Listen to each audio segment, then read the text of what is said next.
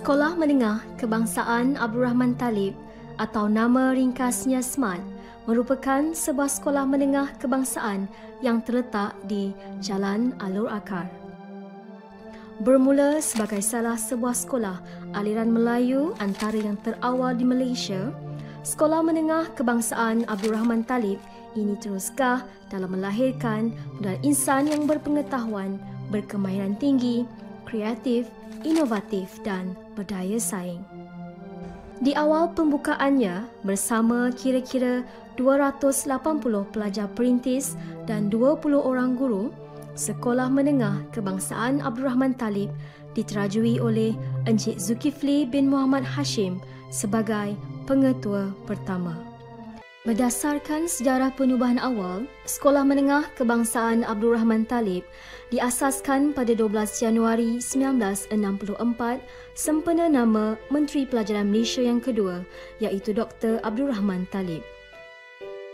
Perasmian sekolah pada 12 Jun 1967 telah disempurnakan oleh Yang Berhormat Encik Muhammad Khair Johari, Menteri Pelajaran ketika itu.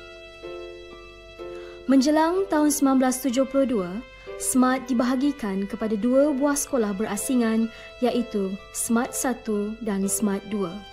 Namun, mulai tahun 1973, sekolah ini disatukan semula.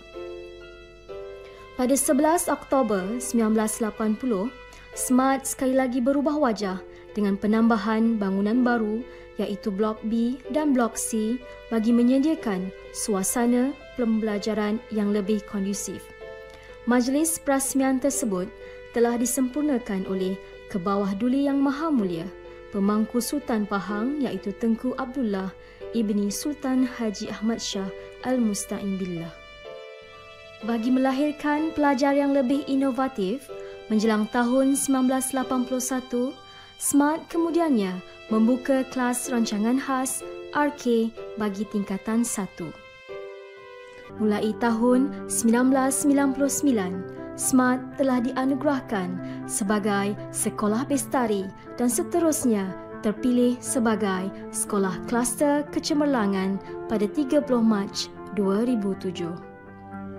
Kegemilangan SMAT diteruskan lagi apabila menerima anugerah paling berprestij dalam bidang pendidikan di Malaysia, iaitu diiktiraf sebagai Sekolah Berprestasi Tinggi pada 30 Oktober 2014.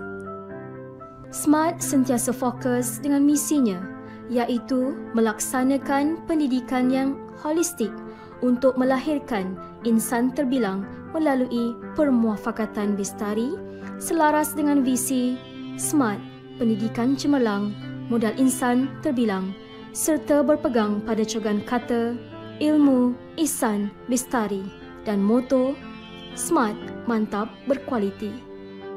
SMAT terus gah melahirkan insan terbilang di mata masyarakat dan negara.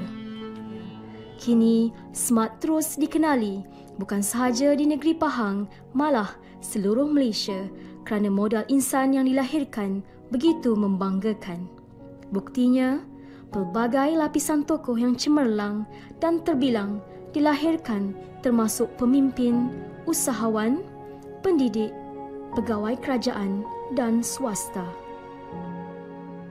Dalam menempuh arena pendidikan yang kian mencabar, SMAT sentiasa bergerak maju dalam melahirkan insan terbilang di bawah pimpinan barisan pengetua yang berdedikasi.